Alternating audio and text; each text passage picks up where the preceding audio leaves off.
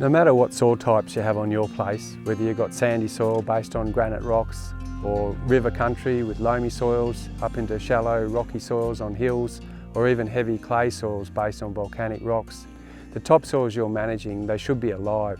A living soil is a healthy soil, and a key part of the living soil is the soil organisms that are there. They're things like earthworms, mites, termites, ants, and a whole range of smaller creatures. These are what we call soil organisms. These soil organisms play a really important role in your topsoil's health and function. They help build and maintain soil structure. They're really important for nutrient cycling in your soil and for plant growth. And finally, they play a really important role in pest and disease control in your soil. In this short video, we're going to show you how to assess the diversity of soil organisms in your topsoil.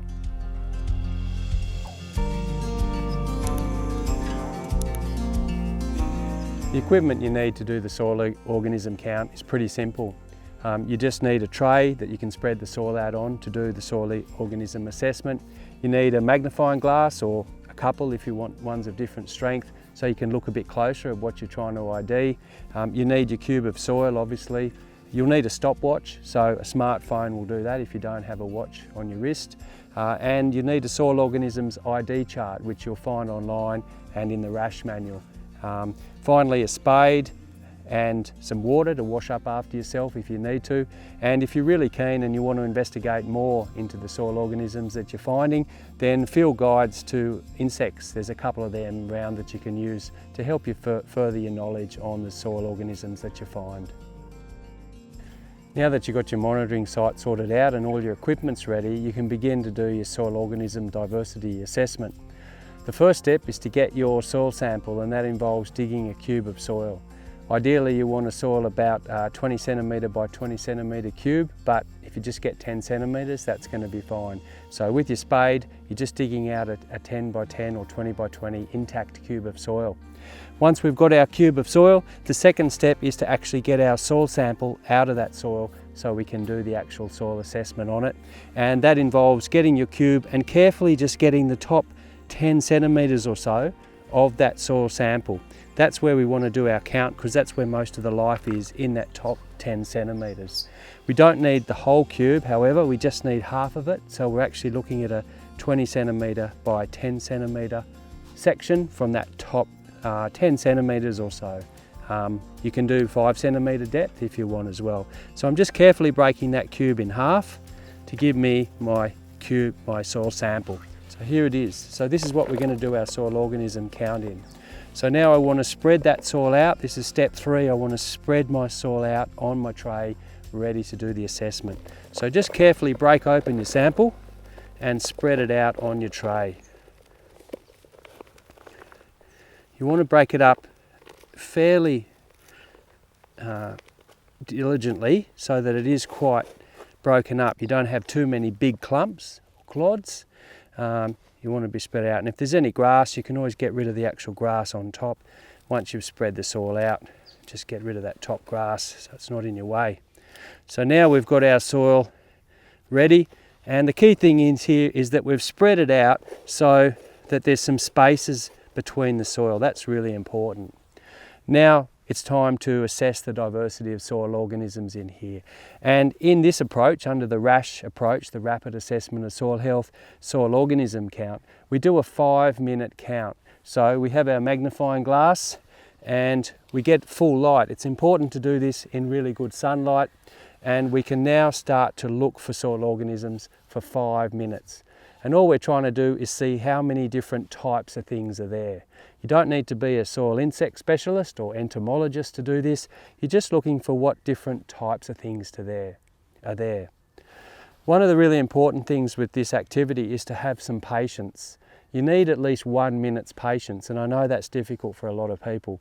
But if you give yourself about 1 minute, your eye will start to get in on the soil and you'll be able to start to see things happening. But you do need to give yourself about 1 minute for your eye to get in. Once you've given that 1 minute to get your eye in, and if you need to take your glasses off, well, now's the time to do it.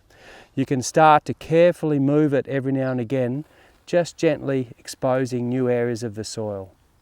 So for 5 minutes, I'm just carefully looking through to see what I can see.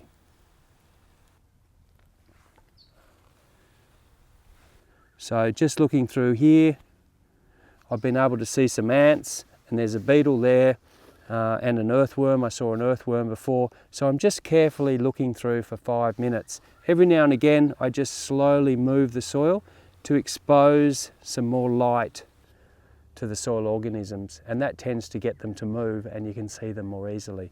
So every now and again, I'll just be moving it carefully around a little bit. Another trick to do as you're looking is not to try and cover the whole tray, but just to keep your vision in one small area at a time for a minute or so, and then move it around.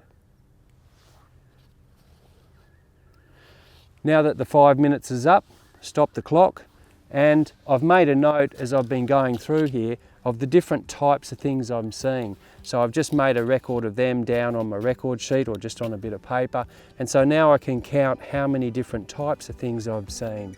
In this case, I saw 4 different types of soil organisms, so I make a note that 4 different types was my score. Once you've measured your soil organism diversity using that tray count method, you need to benchmark and assess whether you've got poor or good scores of soil organism diversity. And one way you can do that is using the RASH manual, or the Rapid Assessment of Soil Health manual, and in that there's a bit of a benchmarking system. Basically, if you're getting 3, 4 or even 5 different types of organisms, then the soil organism diversity is pretty good and you'd be pretty happy with that part of the soil in that situation. If you're seeing no organisms in your soil and you've been monitoring at the right time of year when you've got soil moisture around, then that's cause for concern, and pretty much you've got a bit of a soil constraint around soil biological health. In that case, you need to look at options to improving your soil's organisms. Some of the options for improving soil organisms in your soil are keeping high levels of organic matter and maintaining good ground cover. Other things include reducing tillage. If you're doing tillage and you're in cropping, tillage really knocks around soil organisms. They don't like it. So reduce tillage where possible. And another thing to do is to just minimise fertility inputs and intensive agrochemicals if you can. Certainly overdoing them can change things in the soil as well. And finally, if you're in grazing, then getting a managed grazing approach or planned grazing approach on your property to enhance perennial grasses really does drive soil organism activity as well. If you're after any further information or you want some more detail on this, the RASH manual is available. Just go to the links at Goulburn Murray Landcare, Soil Land Food, or just look up the Rapid Assessment of Soil Health or RASH manual online.